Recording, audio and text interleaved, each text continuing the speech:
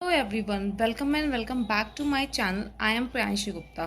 तो जैसा कि हम लोग जान रहे हैं, मैं वैसे इस टॉपिक पे वीडियो नहीं बनाना चाहती थी, बट फिर मैंने सोचा नहीं, इतने लोग उसे एड्रेस कर रहे हैं तो मुझे भी उसे एड्रेस करना चाहिए। आप सबने सुना होगा आईसीआई एग्ज़ाम चेकिंग के बारे में, जो कि जिससे स्टूडेंट्स को बहुत सारी प्रॉब्लम्स हो रही हैं, बहुत सारी टेंशन्स हो रही हैं, वो बहुत ज़्यादा पैनिक कर रहे हैं। देखो, जो होना था वो अभी हो चुका है, उसमें हम अभी कुछ नहीं कर सकते, बट हाँ, हम आईसीआई को रिक्वेस्ट कर सकते हैं कि वो अपनी चेकिंग को थोड़ा सा एडवांस करें, ताकि किसी बच्चे के साथ ऐसा ना हो। बिकॉज अगर एक स्टूडेंट्स अगर 6 महीने प्रैक्टिस करके, इतनी ज़्यादा पढ़ाई करके, इतना ज़्यादा हार्डवर्क करके एग्ज़ाम में जाता है, सारा आरटीपीस करता है, एमटीपीस करता है, पीवाईक्यूज करता है, स्टडी मटेरियल करता है, जो कि आईसीआई हमें प्रोवाइड करता है। और अगर हम लोग इसके बाद भी अपना 100% दे के आते हैं और फिर रिजल्ट हमें कुछ और देखने को मिलता है, तो it's a heart broken. So it hurts very well. मतलब ये सबको ही बहुत ज़्यादा हर्ट करता है। सो आईसीआई कि वो इस चीज़ पे ध्यान दे, ना कि इसे इग्नोर करे, बिकॉज इससे स्टूडेंट का फ्यूचर जुड़ा हुआ है। अगर हम लोग चार्टेड अकाउंटेंसी के कोर्स में आते हैं तो ये सोच के नहीं आते हैं कि हमारे साथ चीट होगा। चार्टेड अकाउंटेंसी कोर्स हम प्राउड से कहते हैं कि यहाँ पे कोई रिजर्वेशन नहीं है, बट ये जो अब कुछ ब्लंडर्स आ रहे हैं आईसीआई की चेकिंग में, जो स्कैम्स आ रहे हैं कि यहाँ पे मार्क्स नहीं दिए गए हैं या जो भी कुछ हो रहा है, तो उसको एक बार आईसीआई को सीरियस लेना चाहिए।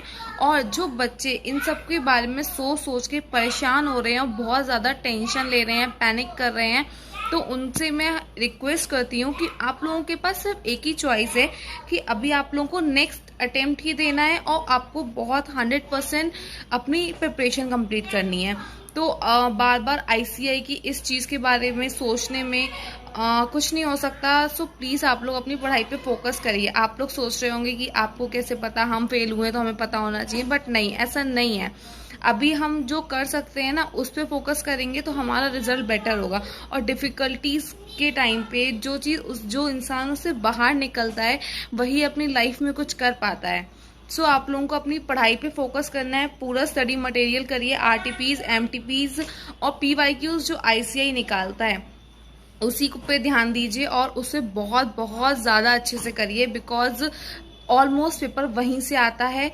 एक खास बात है जो मुझे बहुत ज़्यादा अजीब लगी, बट मैं उसे शेयर करना चाहती हूँ आप लोगों से, कि जो हमारे पास सजेस्टेड आंसर्स आते हैं, हम लोग उसके बेसिस पे ही चलते हैं।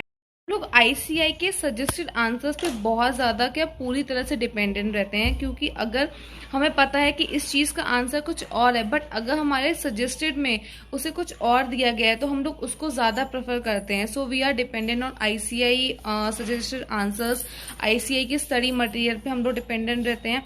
सो जो चेकिंग एरर्स आ रहे हैं, one of the video I saw on the YouTube कि किसी बच्चे ने मेल किया होगा आईसीआई को, और वहां से आईसीआई का रिप्लाई आया है कि सजेस्टेड आंसर्स के थ्रू से वो लोग चेकिंग नहीं करते हैं, थोड़ी सी डिफरेंट होती है, but this is completely wrong. We are totally dependent on the suggested answer which are given by the ICI.